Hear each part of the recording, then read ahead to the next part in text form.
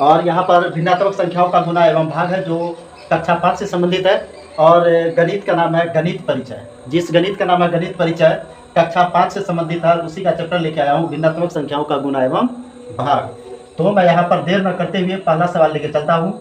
इसमें आएगा क्या कि खाली स्थानों को भरें। इसमें क्या देगा, खाली स्थानों को भरें। अब खाली स्थानों को भरे में सवाल रहेगा क्या, तो मैं ए नंबर में सवाल दे रहा हूँ। जैसे यहाँ पर लिख देगा 2/5। अब 2/5 में कहेगा कि खाली स्थानों को भरना है।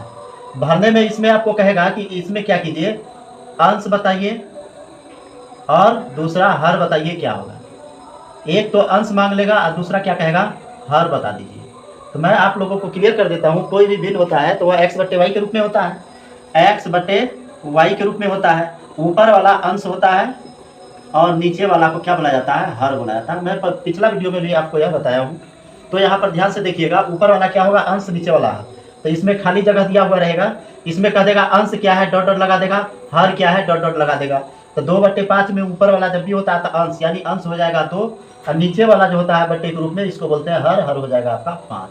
इसी तरह से बी नंबर का सवाल में -10 अगर 3 दे दे और इसमें कह दे कि अंश और हर बताइए, तब क्या कीजिएगा, तो वही होगा जो मैंने अभी बताया है।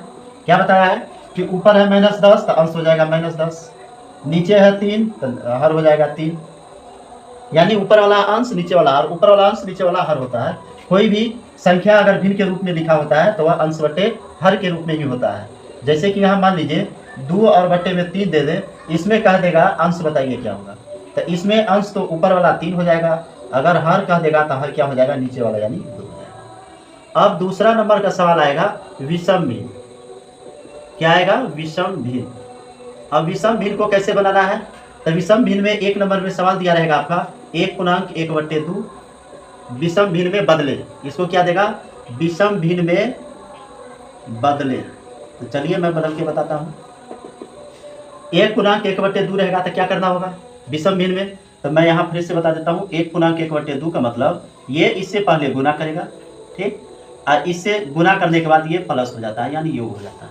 तो 2 × 1 कितना हो गया, 2, अब +1 तो कितना हो जाएगा, +1 3 हो गया। अब बट्टे में जो रहेगा वही होता है, यानी 2। तो 3 कितना हो गया, 2 हो गया। तो यही होता है आपका विषम भिन्न।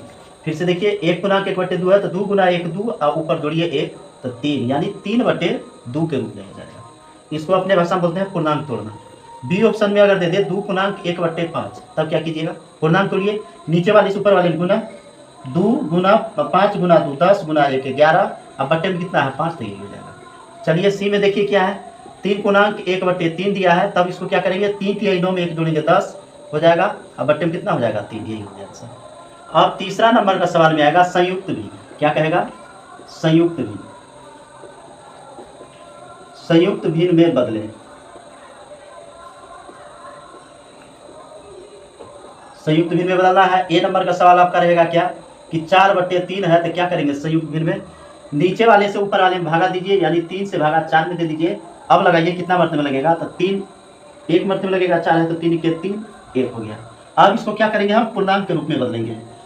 शेषफल ऊपर चला जाता है, जिससे भागा देते हैं वो नीचे ही रहता है।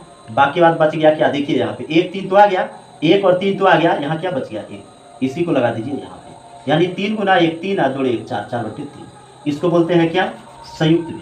अब बी ऑप्शन में देखिए, अगर यहाँ पे दे दे 7/5 तब क्या कीजिएगा, 5 से भागा 7 में लगा देना है।